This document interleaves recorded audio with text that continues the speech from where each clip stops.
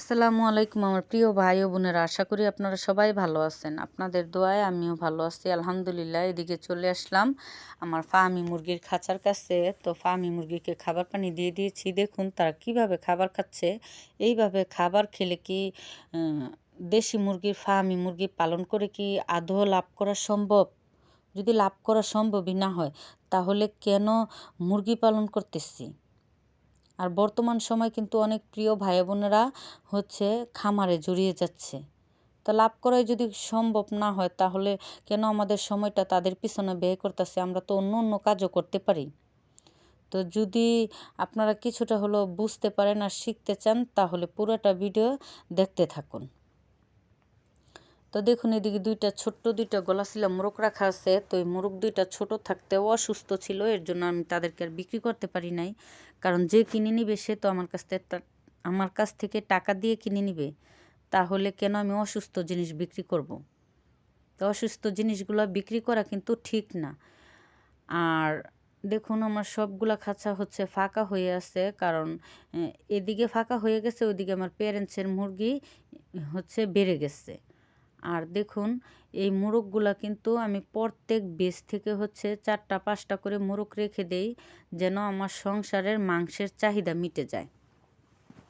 তো যে সকল প্রিয় ভাই বোনেরা আমার ভিডিওগুলো দেখে তারাই বলতে পারবে যে আমার খামারটা কিন্তু বেশি একটা বড় না, একেবারে ছোট। তো এই ছোট্ট খামার থেকে কিন্তু আমার দেশি মুরগির মাংসের চাহিদা মিটে যাচ্ছে এবং ডিমের চাহিদা মিটে যাচ্ছে। কারণ আমার একটা মুরগি কিনে খেতে হয় না, একটা ডিম কিনে খেতে হয় না। বর্তমান সময় বাজারে কিন্তু দেশি মুরগির মাংসের দাম 550 থেকে 600 টাকা কেজি।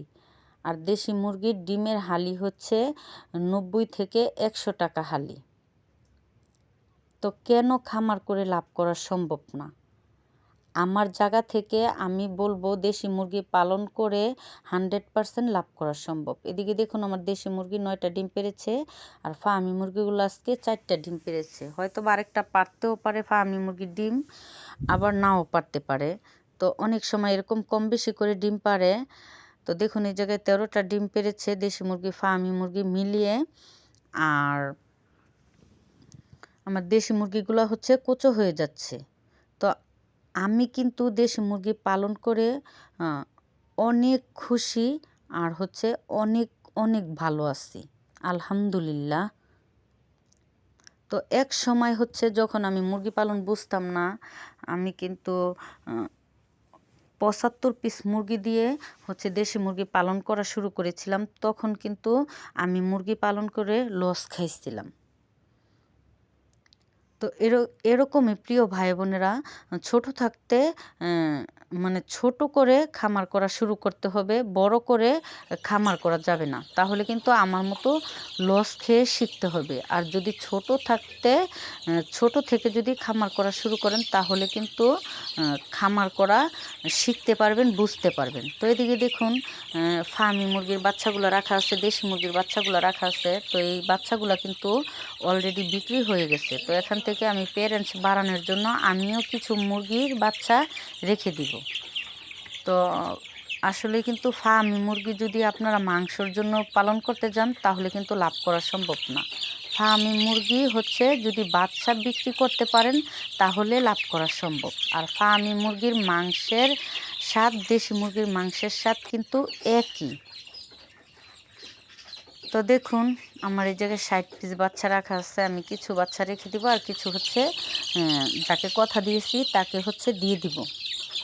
তো প্রিয় ভাই বোনেরা, আপনারা চাইলে কিন্তু আমার মতো এরকম ছোট্ট করে খামার করা শুরু করতে পারেন। তো দেখুন আমার ফার্মি মুরগির বাচ্চাগুলো, দেশি মুরগির বাচ্চাগুলো কতটা চঞ্চল। আর এদিকে দেখুন একদম মশারি দিয়ে ডেকে দিয়েছি যেন তাদেরকে মশায় কামড়াতে না পারে। কারণ মশাকে আমি অসম্ভব ভয় পাই। এক সময় আমার খামারের মুরগির বাচ্চাগুলোকে কিন্তু মশায় কামড়িয়ে গুডি বসন্ত উঠিয়ে দিয়েছিল।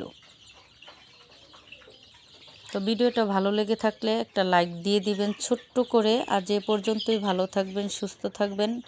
আল্লাহ হাফেজ।